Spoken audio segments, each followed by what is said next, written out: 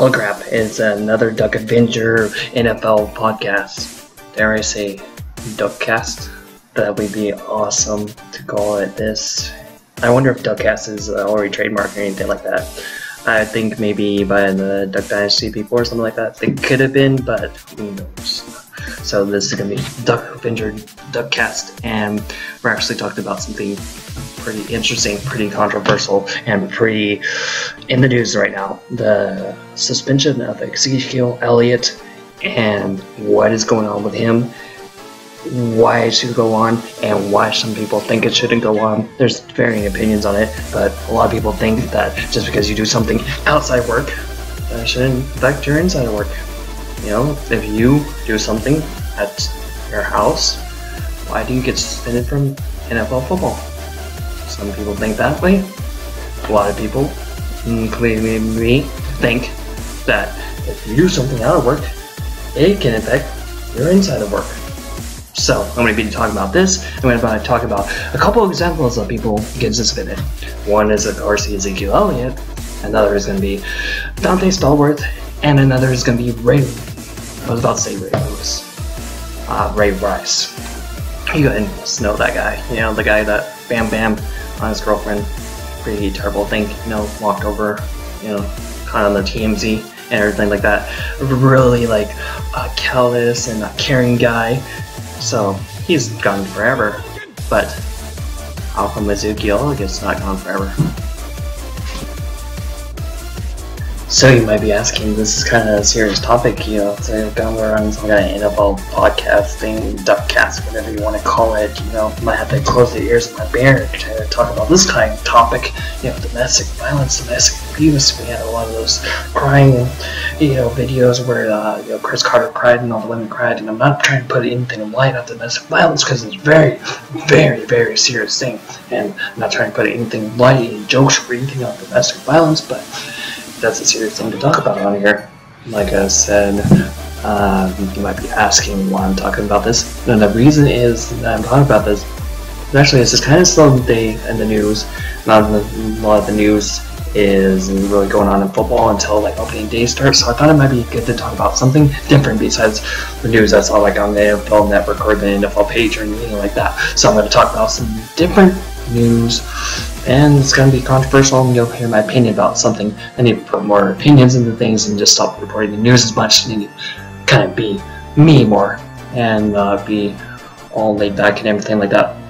So I'm going to really tell you my opinion about all this domestic violence stuff, and then I'll come with a little something lighthearted, like a little lighthearted story at the end, and we'll see how it goes. If you like it, you like it. If you don't, I guess you never watch my show again. Yeah. I hope you like it.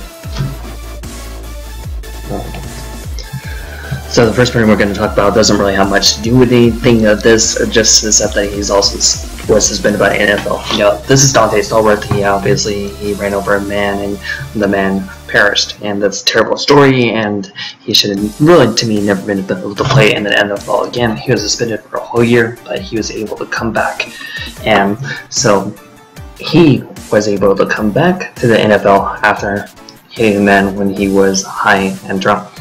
So this is Dante Stallworth, who's able to come back, and this is Ray Rice, who he kind of had a whole different kind of thing going on. He hit his girlfriend and was charged, but the charges were dropped, and this was a big scandal. It was on TMZ, all the news, and you've seen the clip, I'm sure, and it was a huge scandal. And originally he was only suspended for like 2 games, but then it went into a whole different thing, and there's like another investigation, and it ended up being basically he's banned for life from the NFL.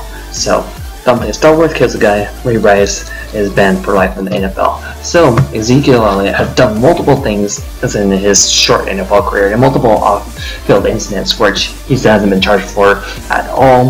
And there's one where he got an altercation with a guy and broke his nose, and there's a couple other things from what I saw when I was researching today, he said under oath that he liked to do drugs at Ohio State. So who knows about this guy? He has a troubled past. He has a kind of troubled present. So I don't know. It reminds me a little bit of Pac-Man Jones or something like that. You know, one of those guys that just keeps getting into trouble.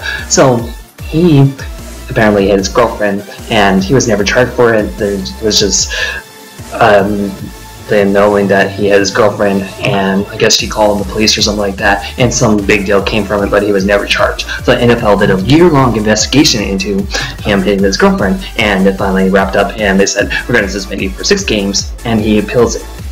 So there really comes to the issue. Do you think that for things outside of the NFL, you should get suspended for? Like Dante Stallworth, the bad guy that he is, what he did that outside the NFL. And obviously, you can't have a guy like that playing in the NFL, but they did a year later. Ray Rice, he was very public, it was a super public thing, and he was banned forever. But again, he was outside the NFL, but he's banned forever now. Ezekiel Elliott could be suspended for 6 games for something he did outside of the NFL. I mean, you barely spend any time in the NFL, so, really most of your time is outside of the NFL. So, it's really hard to do something so much in the NFL that you get suspended for. There's been a lot of things that you can do, like a hit too many times. Like launching into someone, poking someone's eye, like a Keith Talib did, or other things like that, to be suspended in NFL. But lots of times, NFL suspensions come from something off the field. So I'm going to talk about right now if you should be able to be suspended while you're doing something outside the NFL. Good. So everyone got a dry throat. Let me take a sip of it. Good Pepsi. That's some good stuff. Yeah. Pepsi, if you're around watching this, if you want to sponsor the Dr. Binger YouTube, feel free. That'd be awesome. You sponsor the NFL, you sponsor Marshall Lynch. You could sponsor me too. I really like it. Anyways, let's get back to what I was talking about. Levity aside, let's talk about if you should be able to be suspended for something you do outside the NFL. When I was a young kid, and when I was back in high school, that's over 10 years ago. Can you believe it? 10 years ago, well, not 10 years ago, 12 years ago, I was in high school. And so, I was a senior in high school. So even farther back is when I was in regular high school. I don't know what I mean by regular high school, like a junior, senior, sophomore, so one of those. Okay, so when I was in high school, I believe that you should not get suspended for anything you do outside the NFL. I remember there was a big case about one of the former running backs for the Broncos, Mike Anderson, getting suspended for having some marijuana in his system. There was not enough marijuana. Took out most drug tests because he only hung out with some people that were smoking marijuana. That wasn't fair. Why should he be suspended for that? And that's not really that great of a case, but there's many other cases where people got suspended for things that didn't happen in the NFL. Like there's an example, Michael Vick, the guy who did all the dogfighting, and I think that's terrible, and he should have never done that. But he was suspended almost forever. Like, he had to really be reinstated by the commissioner to come back to football after he did his time. It's the same thing kind of with Plaxico Burress, when he shot himself in a New York nightclub and had to be reinstated after he did his time in prison. Or did some time in prison. I think you kind of learned your lesson, but you have to be reinstated. And like I said, suspensions range all different things. And Plaxico Burress shot himself in the leg. He gets this ladder getting reinstated. Dante Stallworth also like getting reinstated, but he killed someone. So should you be able to be suspended, and how long should be able to sue the person being off the field? I think that my opinion has really changed, and that these football players are basically a big role model for all the kids out there and things like that, and they should do a lot of charities, and they do. They're on commercials for like 30, I think that's what the charity is called, or something like that, 60 something, where you go on play hour, and all these guys are in these charities, and they need to be role models for all these kids. And I think there should be a code of conduct. I said before, when I was younger, I thought, guys shouldn't be suspended for something to do outside the NFL. If they want to drive drunk, that's something that's between them and the law. And now I think definitely an NFL player needs to be a role model for children. I have kids myself, and I think that I want NFL players to basically be someone they can look up to. Like, I'm glad that Kobe Bryant doesn't play for the Lakers anymore, because I don't think that was someone that my kids could look up to. So I think football players need to be someone that's a shining example of what America should be. America. So, that's my opinion. like, subscribe, tell me what your opinion is, and tell me what I did wrong. It's been Duck Vinger. Peace.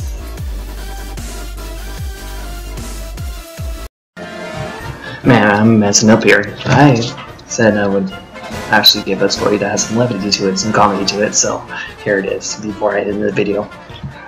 Le'Veon Bell applied to work for Dairy Queen a day before he said he returned to the Steelers.